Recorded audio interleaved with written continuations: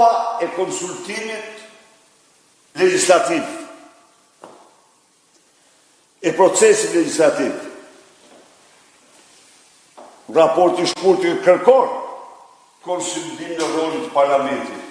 Ju e keni parasysh se si këta në një ditë caktuar miratuan brenda një çerekore 21 ligje në turpin më të madh të tyre.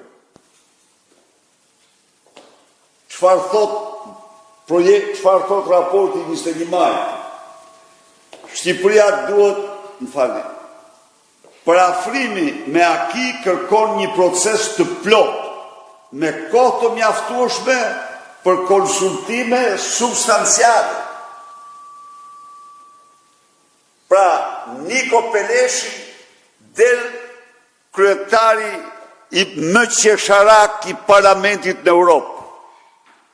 Kryetari kukull i një parlamenti në Europë që votonte ligjet e kërkuar nga Bashkimi Evropian pa debat, pa kontroll, pa asgjë.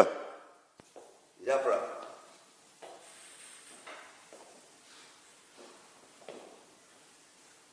Rekomandimi pra është forcur shumë në faqe 4-5. Në rrafshin politik kemi një kritik të qartë ndaj miratimit të nxituar të ligjeve pa konsultim paraprak. A e dini ju që këta nuk nxjerrin mend.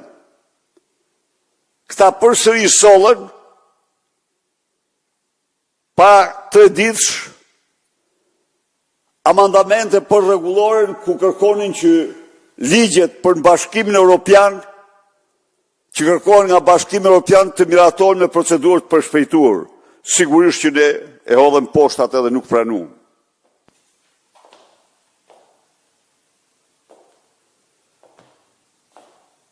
Komitetit ndërpartiak për reformën territoriale, asnjë fjalë në raport në shkurtit. Tani nuk ka më. Ka një vend veçantë në raportin e majit. Është shtuar çka dëshmon angazhimin dhe interesin e Bashkimit Evropian në përgjegjësimin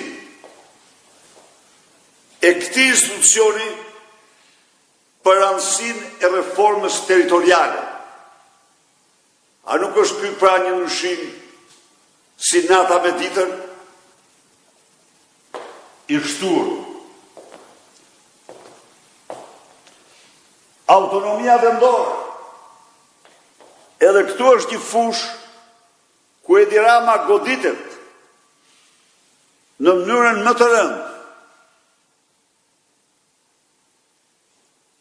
Për fatkeqësinë e tij, raporti i shkurtit nuk e përmend fare.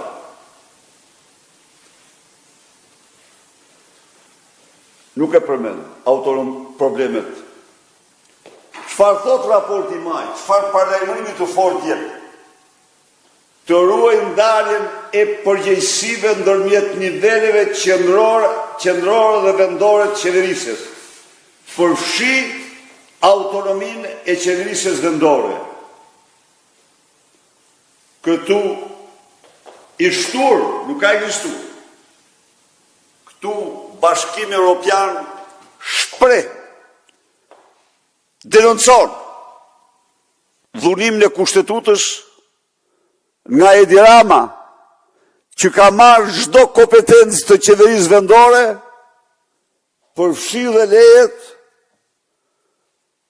për ndërtesa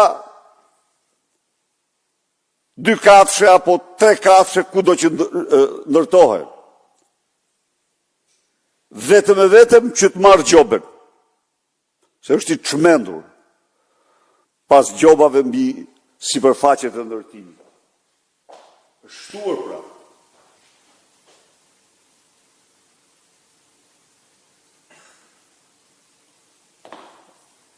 Pra, fakti që e shtrojë tregon se janë të informuar për hipercentralizimin që bën Edi Rama dhe dhunimin e kushtetutës. Me kushtetut ka autonomi qeveria vendore. Tjetër, tani, qoj pak së vazhdo.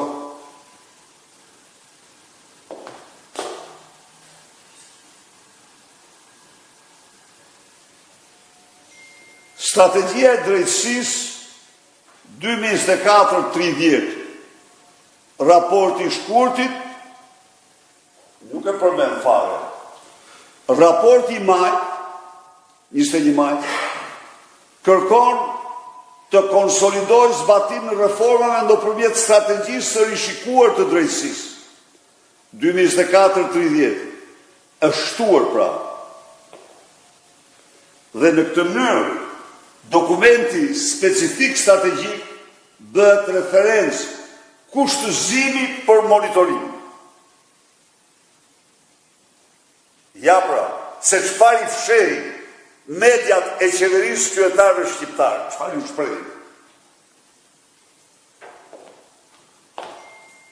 Tani është, se jemi prap të kapitullit drejtësisë, SPAK dhe sulmet politiket nivelit lartë. Raporti i shkurtit nxit Shqipërinë të adresoj efektivisht por pjekët e zyrtarëve apo politikanëve për ushtrim ndikimit të padrejtë. Pra, edhe në shkurt është paraqitur se raporti i shkurtit është paraqitur nga komisioni në Koela. Koela është grupi i punës i ngritur nga përfaqësues, diplomat dhe ekspert të 27 vendeve anëtare dhe që varet nga Këshilli i Ministrave të Bashkimit Evropian, jo nga Komisioni Evropian. Por, kjo është një praktik e vendosur vit të fundit për vlerësimin e ecurisë së procesit integrimit të vendeve që aspirojnë integrimin në Bashkimin Evropian.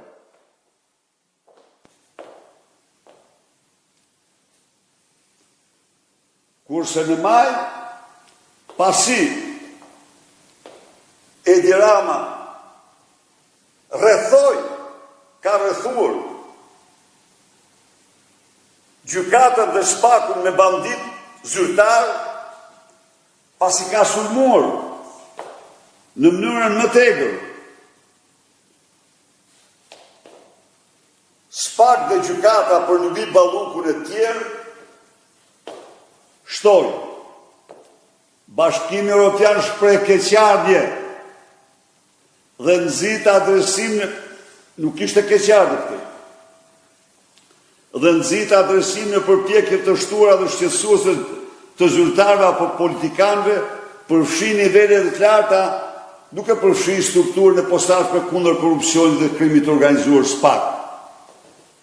Pra është forcuar shumë më tepër. 4 përshkallëzime vjen re në këtë paragraf.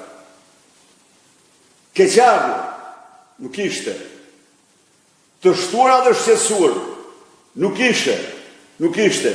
Nivele të larta nuk ishte. SPAK përmendet në mënyrë eksplicite. Pra kemi të bëjmë me gjuhën më tashpër të dokumentit. Dhe këtë ja fshehet mediat. Standardet e vetimut qëndrueshmëria thekson hapat drejt standardeve të vetimut. Në shkurt, thekson hapat drejt standardeve të vetimut. Në maj shtohet, thekson nevojën për Shqipërinë të ruajë dhe të mbajë standarde në mënyrë të qëndrueshme. Sepse është konstatuar që po i shkelmojnë, po i respektojnë dhe po dalin shumë gjëra të zeza mbi ujë.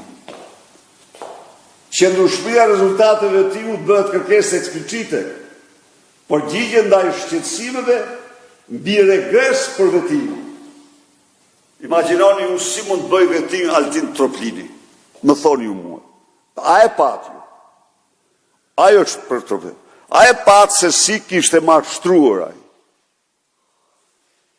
Kishte paraqitur në vetim deklaratën e firmosur nga noteri të prindve të bashkëshorë të së tij, se vila ku banon, vila trekatëshe ku banon Altin Troplini, është ndërtuar në një kohë kur ai nuk ishte fejuar